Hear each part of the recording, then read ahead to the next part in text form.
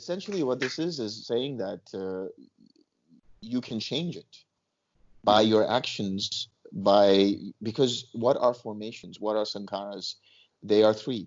One is the bodily, the physical, which determine how, or rather, not only determine, but provide the intention of movement or of breathing or any other processes in the body through mental processes, which is feeling and perception. So it determines and conditions the intention behind feeling and perception itself. Mm-hmm. And finally, verbal, which is your thought process, the way you would mentally in your mind think about something and then formulate something to talk about or something to speak. So, it's mind, body, and speech. Mm-hmm. These are the formations. So how you speak, how you think, and how you respond in the physical manner is what will determine your new karma and also create the quote-unquote old karma, which is what you have to then deal with. This is what you could refer to as the karmic cycle, if you will. Mm-hmm. So that is why the Eightfold Noble Path is so important when it comes to right speech, right thought, and right action. Because when you are doing it in that way with complete mindfulness, with complete understanding, because these are all ultimately rooted in right view. And the elevated right view, which is the experiential understanding of the three characteristics of the Four Noble Truths and of the links of dependent origination and how they arise and cease. So it's your actions, whether it's mind, body, and speech, which will then determine how the next line of sankharas will then respond and behave and produce again another feedback loop. So it's you could say circles within circles within circles. Yes.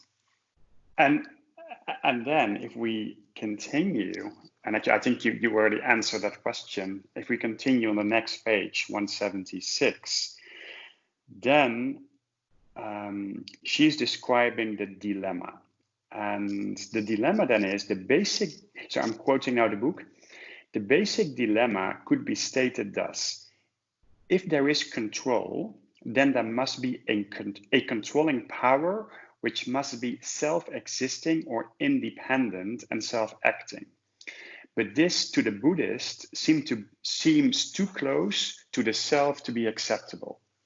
On the other hand, if there can be no control, since no control implies total dependence on external conditions, then there is determinism.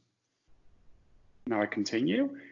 Gomez, he's making this quote, seeks to solve the problem he perceives by suggesting that Buddhists, by causation, mean weak rather than total conditioning. This misses the point and confuses the issue. The apparent logic behind his dilemma, a logic by which causal efficacy requires an independent doer, is not necessary or appropriate to mutual causality. For in the interdependence of doer and deed, neither determinacy or choice requires an agent external to the decision-making process itself. This is so because karma is essentially the operation by which choices are embodied, and the individual is that embodiment itself, or rather that operation. Then the following quote: his concrete life is constituted by a process of deciding what he or she will make out of what he has received. This is his emergent selfhood.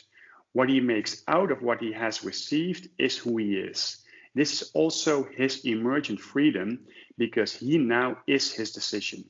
His subjective life is his process of deciding who he is. So the last sentence, returning to the questions posed at the start of this chapter, we see now that identity from the perspective of mutual causality is just that, the process of decision-making. By virtue of the reciprocity of function and structure, deed and doer, that is also the basis of our continuity as a person. And in that causal flow allows our consistency as a character, bearing the stamp of repeated choice, and it's also our freedom, for that flow is altered by each present act of will. To me, what this implies is that it's not so much a question, who am I? It's more a question, what am I doing with the inputs I'm receiving with the 6 sense bases? Because this is determining the practicality of the old karma, so how it's going to express itself, and the generation of the new karma. Yeah.